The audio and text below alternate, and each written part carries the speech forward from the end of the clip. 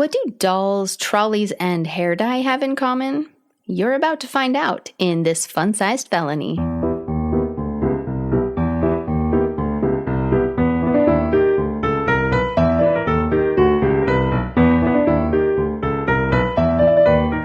Welcome back to Forgotten Felonies. I'm Monica, and this is a fun-sized felony. Before we begin, no felony is ever fun. When I say fun-sized, I mean the story is short, not that the crime itself was light or trivial. And don't worry, Olivia and I are still making full-sized episodes. We're just using these fun-sized felonies to fill in the gaps on our off weeks, so you all still have content to enjoy. I first came across this case a while back while chasing headlines for one of our previous episodes. I followed the headlines about this story as far as they would take me, and just like the Byrne family in 1913, I was left without answers. In November of that year, Mrs. Byrne was heavily pregnant and caring for her energetic 3-year-old daughter, Winifred. On the evening of Saturday, November 15th, she took Winnie outside their home at 243 West 38th Street in New York City. Winnie clutched her favorite doll as they walked up and down the block. When Mrs. Byrne decided to run across the street to the cobbler, she asked her husband, Joseph, a florist, to keep an eye on the little girl. Joseph stood at the door watching Winnie play in the yard. He saw her run down the sidewalk a short distance until she was right in front of the J.C. Hupful Brewery. He glanced away for just a moment to speak to a neighbor, but that moment was all it took. When he looked back, Winnie and her doll were gone. At first, Joseph assumed she had crossed the street to join her mother, but Mrs. Byrne returned alone. The panic set in immediately. Neighbors searched, other children were questioned, and no one had seen her. By 2:00 a.m., the Byrnes, who had been scouring the surrounding neighborhoods and busy streets, they finally went to the police. Winifred was described as 3 feet tall, with blue eyes and blonde hair, cut in a Buster Brown style. I looked this up. It was very cute. I will post a picture in the Facebook group for everybody. Now, she wore a white fur coat, a white bonnet, a blue striped dress. She had white stockings and mittens and little black shoes. She also had a little small cut on her left thumb, and that was the only identifying thing that they could really share. Like there were no birthmarks or, anything like that. Now, by the following night, Sunday, police suspected kidnapping. Mrs. Byrne was nearing an absolute breakdown. And by Monday, Joseph clung to a hopeful idea. He was like, perhaps Winnie wandered off and then someone just took her in and this person just doesn't know how to read English newspapers. Keeping it positive.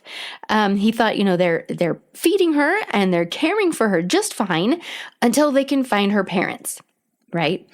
But by Wednesday, the 4th day of her disappearance, hope was fading fast. Joseph had barely slept this entire time, and doctors feared that his wife might not survive long enough to give birth. He told a reporter that if his daughter was dead, it would be a mercy simply to just have her body returned, because the not knowing was killing them both. Then, suddenly, that same evening, that Wednesday, Winifred miraculously came back. At 7:00 p.m. on Wednesday, November 19th, a black woman was seen leading a small white child along 40th Street. She stopped near 333 West 40th and asked a group of children if they recognized the little girl. And when they said no, she left the child with them anyway, and she walked away. One of the children, Rosa Gutrana, took the adorable little stranger across the street to Mrs. Mary Gillier, who was sitting on the steps at number 330. Mrs. Gillier thought that the child looked absolutely famished. She was very dirty. Her face, her hands, and her clothes were just smeared with mud. Mrs. Gillier took her inside to give her some food, and she considered giving her a bath, but her family told her that she ought to just take her straight to the 40th Police Precinct.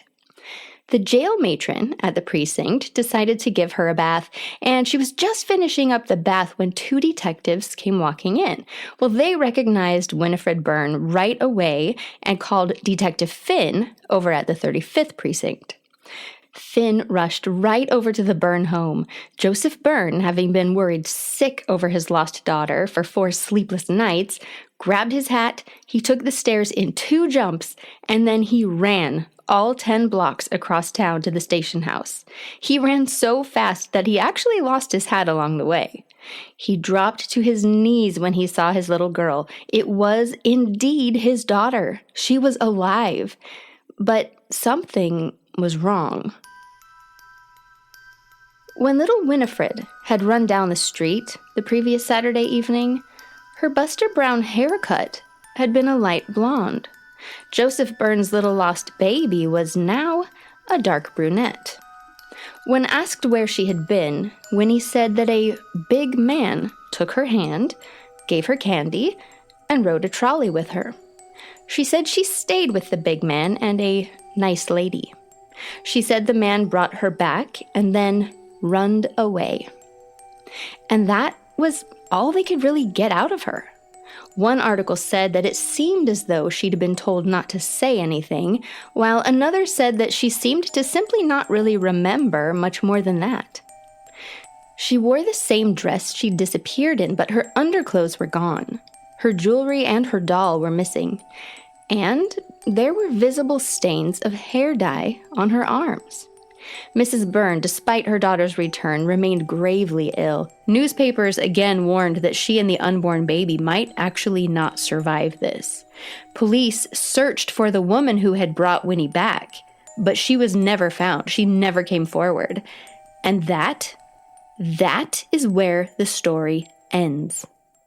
I think Winnie was taken intentionally. I think this man saw her and was like, ooh, opportunity, right?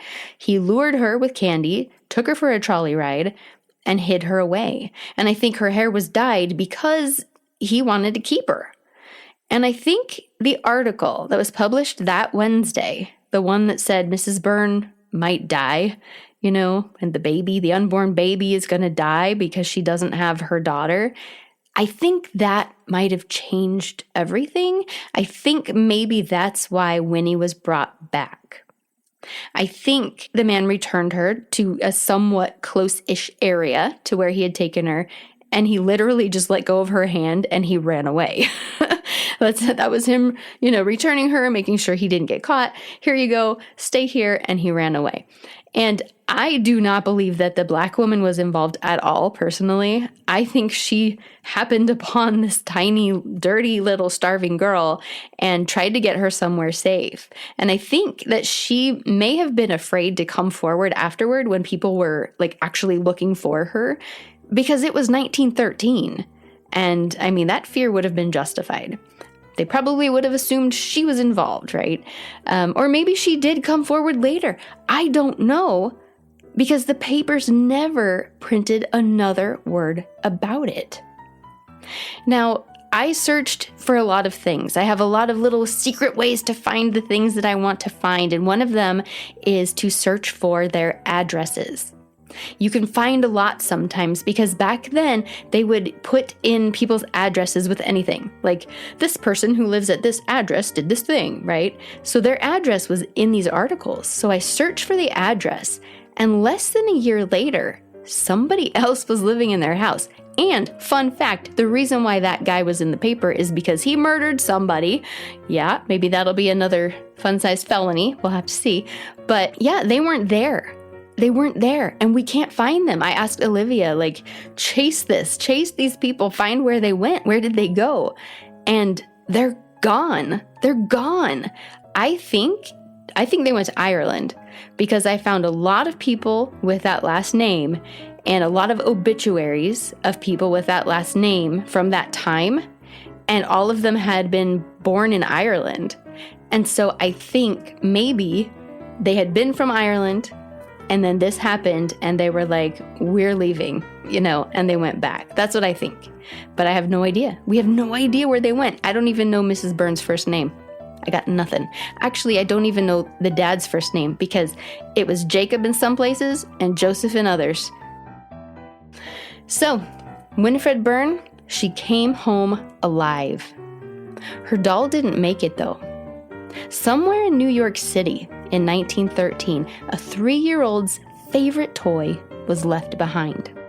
On a trolley, in a room she never returned to, or in the hands of someone who never planned to give her back. And the only person who made sure Winifred did get home safely walked away and was never named. Not because she didn't matter, but because in 1913, coming forward for that woman could have been dangerous. And maybe the truth did come out later, but we don't know because the newspapers never printed another word about it. So Winifred went home, her doll didn't. And whether the truth ever did, we're left to wonder. This has been a Fun-Sized Felony.